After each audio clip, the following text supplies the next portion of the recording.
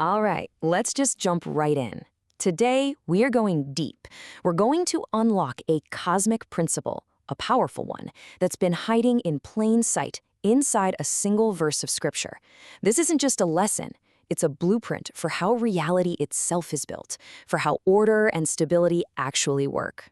So this is it. This is our foundational verse from Proverbs. Now, on the surface, you read this and you think, okay, it's a nice piece of political advice for a ruler, right? But the Zohar tells us to look deeper. No. This is not about politics. This is about the physics of creation. It's the literal source code for a stable universe. And today, we're going to decode it together. So here's our game plan, our roadmap for this journey. First, we're going to unpack the basic components, what we're calling the cosmic operating system. Then, we'll meet the key players, these incredible figures who embody the system's functions. After that, we have to look at the dark side, how the system gets corrupted. And then, the best part, we'll bring it all home and see how you can apply these ancient principles to build and establish your own world. Okay, let's get into it. Part 1, the cosmic operating system. We are unpacking the divine blueprint of reality. I mean, really think about that for a second. What is holding all of this together? Is it just atoms bumping into each other? Random chance? Or is there something more? The Zohar's answer is a resounding yes. It's not chaos, it's a meticulously designed architecture. And our verse from Proverbs, well, it gives us the 3 key components of that very architecture. So first up we have the Melech, the king. Now, you gotta get the image of a person in a robe out of your head. In this mystical context, the king isn't a ruler on a throne, it is the supreme governing principle itself, the ultimate source code, the divine will that kicks off the whole process. And next we have mishpat, which translates to judgment. But this is so important. It's not about reward and punishment, not in the way we usually think about it. Mishpat here means the fundamental, inviolable laws of cosmic order. Think of it like gravity or the laws of thermodynamics. It's the structural integrity of the system, the principles that ensure everything holds together and functions as it should. And finally, Eretz, the land. This is us. This is our world, the manifested reality that we see, touch, and experience. The Eretz is the output. And its state, whether it's stable and thriving or chaotic and falling apart, depends entirely on the alignment of the first 2 principles, the king and the judgment. And this is where it gets so incredibly cool, because we can map this ancient wisdom onto a modern tech analogy that makes perfect sense. Think of the king as the divine system administrator, the one who sets the whole thing in motion. The judgment, mishpat, is the system's perfect, unhackable source code and the firewall that protects its integrity. And the land, our reality, that's the final rendered output. It's the web page, the video game environment, the user interface that we interact with every single day. So if that's the software, who's running the hardware? Let's see how this incredible architecture is embodied by real figures, starting with Jacob. He's not just a person, he's the central processor, the absolute pillar of this entire structure. In Kabbalah, this whole cosmic system is mapped onto what's called the Sephiroth, these divine attributes that basically structure all of reality. And for our purposes, this entire system of stability is embodied by 3 towering figures, each linked to a specific Sephiroth. You've got Jacob, who represents Tiferet, which is all about balance and truth. Then there's Joseph, who is Yesod, the foundation or conduit. And finally, David, who represents Malkuth, the kingdom itself. You see, together, they form this unshakable 3-part pillar of a stable world.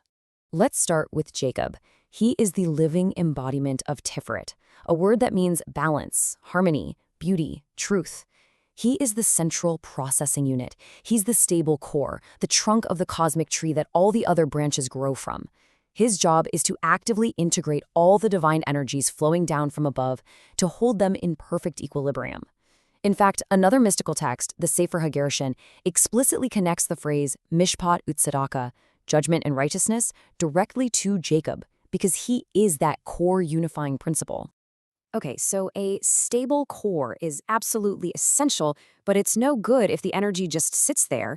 It has to flow somewhere. And that is where our second pillar, Joseph, comes into the picture. If Jacob is the processor, Joseph is the system's main data cable, the divine conduit. Joseph is the Sephirah of Yesod, which means foundation, and his role is critical. He is the conduit that connects the balanced, harmonious upper world of Jacob down to the physical, manifested lower world. He channels all of the divine energy, all the blessings, downwards. Now get this, the sources describe Joseph as having a form of all beautiful colors. Why? Because as this central channel Yesod, he's the point where all the distinct energies of the 12 tribes, all the different divine flows, they all mix and blend within him. He doesn't just pass them along, he unifies them into a single coherent, life-giving stream for the world below. It's beautiful. So we have balance from Jacob, and we have flow from Joseph. This brings us to the grand finale, our third pillar, David. He represents the culmination of this entire process, the grounding of this divine architecture right here on Earth. Now, this slide is just brilliant because it really clarifies the relationship between two crucial terms, mishpat and tzedakah. See, mishpat, the judgment we saw with Jacob, is the abstract principle. It's the perfect, balanced divine order flowing from above. But tzedakah, or righteousness, is its active application in our world. It's righteousness in action, and that is manifested through David in the Sephirah of Malkut, the kingdom. David's role is to be the perfect receptive vessel, totally prepared to receive that unified, multicolored flow from Joseph and transform it into tangible justice, order, and stability right here on the ground. But, for every perfect system, there's a potential for a critical failure, a virus, a bug in the code. What happens when this perfect flow is blocked? In this cosmic system, that master corruption, that great blockage, is embodied by one figure, Pharaoh. Listen to this. The mystical text Pre-Etz Chaim gives us this stunningly precise and honestly visceral image. It says that Pharaoh's grasp is on the oref, the back of the neck, and not on the panim, the front or the face. His entire cosmic function is to create a bottleneck, a choke point. He exists to obstruct that divine flow of life, right at that critical junction. So what we really have are two competing operating systems for reality. On one side, you have the divine system, the system of the panim, the front. It's all about unimpeded flow from the divine will, which results in a stable, established eretz. Its colors are white and green, mercy and balance. But then you have Pharaoh's corrupted system, the system of the uref, the back, which is defined by obstruction. And the result isn't stability, it's collapse and constriction. In fact, the Hebrew word for Egypt, Mitzrayim, literally means the narrow places. This system is defined by the colors of harsh judgment and the void, red and black. Okay, so now that we understand the architecture, we see the pillars that hold it up, and we know its primary vulnerability, now we can turn this whole thing into a practical user manual, a guide for building stability in our own lives, in our own worlds. Let's think of it like a video game, Kingdom Builder Divine Edition. Are you ready? Step 1, you've got to be like Jacob. Build a stable foundation. What are your core, non-negotiable principles of truth and balance? You have to know what you stand for. Step 2, be like Joseph. Manage the divine flow. Create clear, open channels for your energy, your creativity, your resources, your relationships. Step 3, embody David. Establish just laws. Don't just talk about your principles, manifest them. Build them in the real world through righteous, concrete actions. And finally, the crucial step 4, actively hunt for and eliminate the Pharaoh glitch. Identify and remove the blockages, the bad habits, the negative thoughts, the toxic people that are causing stagnation and system failure in your life. When you really boil it all down, what we are talking about are universal principles of cosmic engineering, of system architecture. Any stable system, whether it's your own life, your family, your business, whatever, it needs a balanced core of truth, like a clear mission statement. It has to have a unified channel for resources and energy to flow, like an open communication strategy. It needs a receptive kingdom, a prepared vessel ready to manifest that flow, like your actual work product or your family's positive impact on the community. And maybe most importantly, you have to be vigilant against blockages, because obstruction, the back of the neck, is the primary cause of every single system failure. And all of this, it brings us to one final powerful question for you to take with you. Your life, your personal world, is your eretz. It's your land.